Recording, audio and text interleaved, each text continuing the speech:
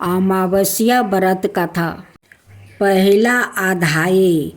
श्राद्ध पक्ष में सबर पितृ अमावस्या का बहुत ही महत्व है। यह पितरों का विदा करने की अंतिम तिथि है। अगर कोई श्राद्ध तिथि में किसी कारण से श्राद्ध ना कर पाए हो या फिर श्राद्ध की तिथि मालूम ना हो तो सबर पितृ श्राद्ध अमावस्या पर श्राद्ध किया जा सकता है।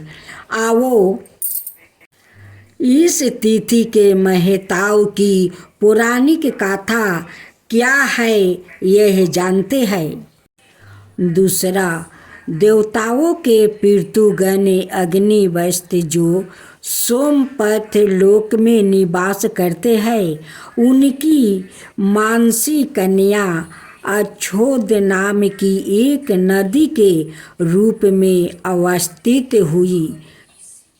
मत्स्य पुराण में अछेद सरोवर और अछेदो नदी का जिगर मिलता है जो कि कश्मीर में स्थित है।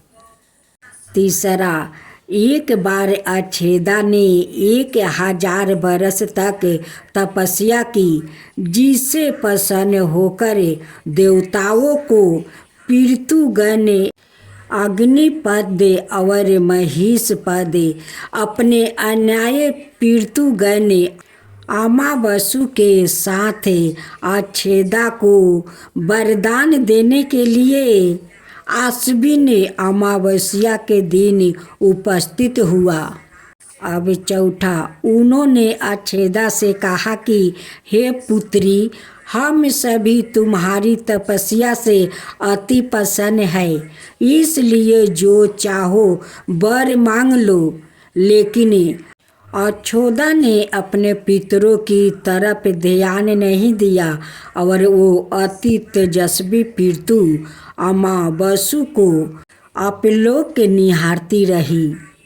अब पांचवा, पितरों के बार बार कहने पर उसने कहा, हे भगवान, क्या आप मुझे सचमुच वरदान देना चाहते हैं। इस पर तेजस्वी पितृ अमावस्या ने कहा, हे अछोदा, वरदान पर तुम्हारा अधिकार सिद्ध है, इसलिए निसंकोच होकर कहो। अछोदा ने कहा, भगवान, यदि आप मुझे वरदान देना ही चाहते हैं तो मैं तत्क्षण आपके साथ रमन कर आनंद लेना चाहती हूँ। अब 6वां अध्याय। अछोदा के इस तरह कह जाने पर सभी पितृ क्रोधित हो गए। उन्होंने अछोदा को श्राप दिया कि वो पितृलोक से पतित होकर पृथ्वी लोक पर जाएगी। पितरों के इस तरह श्राप दिए जाने पर अछोदा पितरों के पैरों में गिर कर रोने लगी। इस पर पितरों को दया आ गई। उन्होंने कहा कि अछोदा, तुम पतित योनि में श्राप मिलने के कारण मत्स्य कन्या के रूप में जन्म लोगी। अब 7वां अध्याय। पितरों ने आगे कहा कि भगवान ब्रह्मा के वंश महिषी पराशर तुम्हें पति के रूप में प्राप्ति होगा। तुम्हारे गर्भ से भगवान व्यास जन्म लेंगे।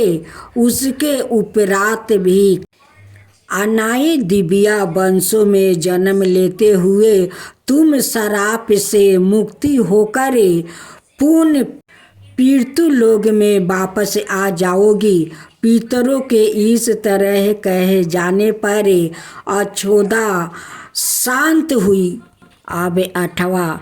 अमावस्या के ब्रह्मचर्य और धैर्य की सभी पितरों ने सराहना की और वरदान दिया कि यह अमावस्या की तिथि अमावस्या के नाम से जानी जाएगी।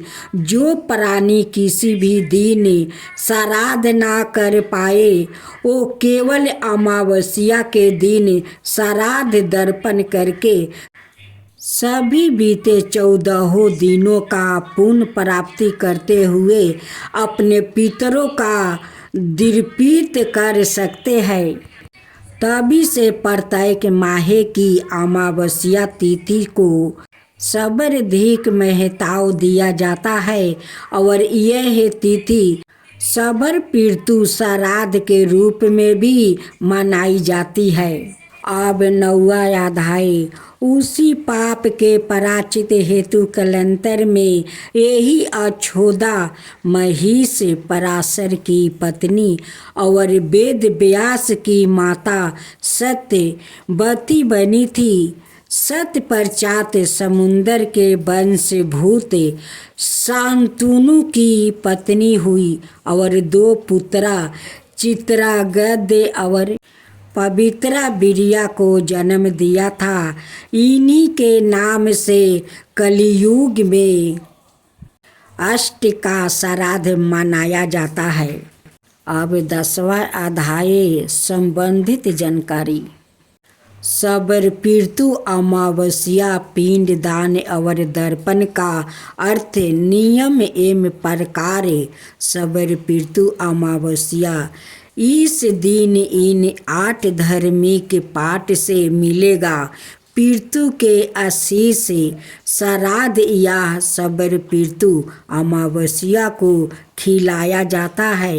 इन 6 को भोजन सबर पितृ अमावस्या पर ब्राह्मण गरीब चींटी गाय कुत्ता कौआ और अग्नि के लिए निकाले जाते हैं। सबर पितृ अमावस्या इन 10 कामों से बचे वरना हो सके है पितृ नाराज हो जाए।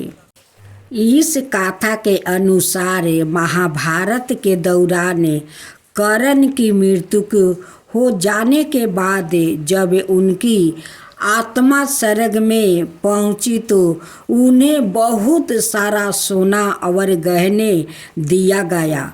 कर्ण की आत्मा को कुछ समझ नहीं आया। वो तो आहार तलाश रहे थे। उन्होंने देवता इंद्र से पूछा कि उन्हें भोजन की जगह सोना क्यों दिया गया है। तब देवता इंद्र ने कर्ण को बताया कि उसने अपने जीवित रहते हुए पूरा जीवन सोना दान किया, लेकिन अपने पूर्वजों को कभी भी खाना दान नहीं किया। तब कर्ण ने इंद्र से कहा उन्हें यह गाता नहीं था कि उनके पूर्वजों कौन थे और इसी वजह से वो कभी उन्हें कुछ दान नहीं कर सके।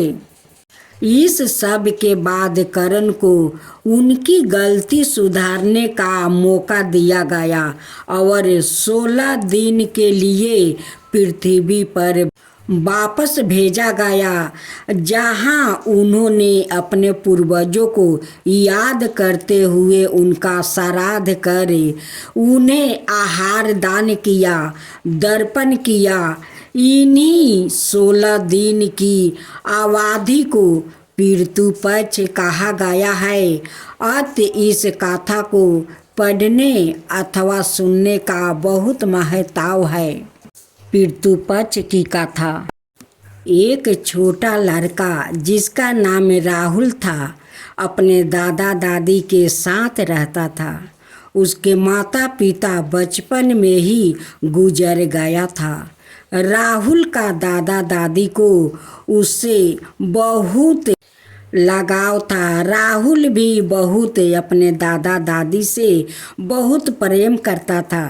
एक बार जब पितृ पक्ष आया तो राहुल ने दादा दादी के साथ मिलकर अपने माता पिता का श्राद्ध किया।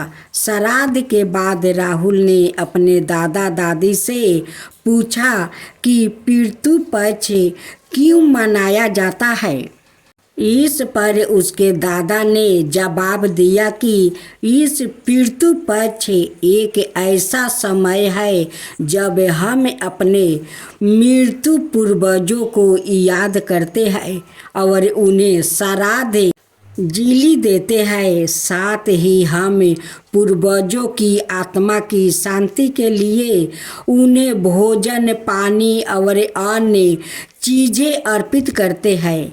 राहुल ने अपने दादा की बात सुनकर यह महसूस किया कि पितृ पक्ष एक महत्वपूर्ण पर्व है और यह हमें अपने पूर्वजों को कभी ना भूलने की शिक्षा देते हैं।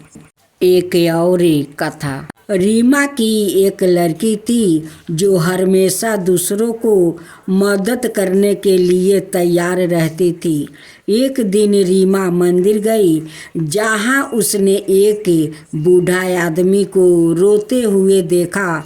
जब रिया ने उस बूढ़ा व्याकृत से रोने का कारण पूछा तो उसे व्याकृत ने बताया कि वो अपने बेटे को याद करके रो रहा है। उसका बेटा बहुत छोटा था जब वो मृत्यु को प्राप्ति हो गया। तब रीमा ने उस बूढ़ा आदमी को पितृ पक्ष के बारे में भी बताया और उसे संतान देते हुए कहा कि तुम्हारा बेटा अब स्वर्ग में है और वो खुश है।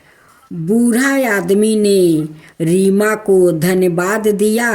रीमा ने पितृ पक्ष के दौरान उस बूढ़ा आदमी के बेटे के लिए श्राद्ध भी किया। साथ ही उसने बूढ़ा व्याकृत के बेटे की आत्मा को शांति मिलने की कामना की। एक और पितृ कथा। एक बार एक राघव नाम का एक लड़का जो बहुत मेहनती था, वो हमेशा अपने लक्ष्यों की प्राप्ति के लिए कड़ी मेहनत करता था। एक दिन राघव के सपने में एक बुजुर्ग आदमी आया जो उसे कह रहा था कि वो उसका पूर्वज है। बूढ़ा व्याकृत ने सपने में राघव से यही भी कहा कि वो उसकी कड़ी मेहनत से बहुत ही प्रसन्न है। उस बुजुर्गों आदमी ने राघव को सलाह दी कि पितृ पक्ष के दौरान उसे अपने पूर्वजों को श्राद्ध जीली देनी चाहिए। राघव ने ऐसा ही किया और पितृ पक्ष के दौरान अपने पूर्वजों का श्राद्ध कर्म किया। पितृ पक्ष के बाद राघव का जीवन में बहुत ही संसार का बदलाव आया। वो पहले से भी अधिक मेहनती और अपने लक्ष्य के प्रति अधिक संपत्ति हो गया, जिससे वो अपने लक्ष्यों को हासिल करने में सफल हो गया। तब राघव को समझ आया कि पितृ पक्ष एक ऐसी अवधि है जिसे दौरान हम अपने पूर्वजों की आशीर्वाद प्राप्ति कर सकते हैं और अपने जीवन में सफल बना सकते हैं।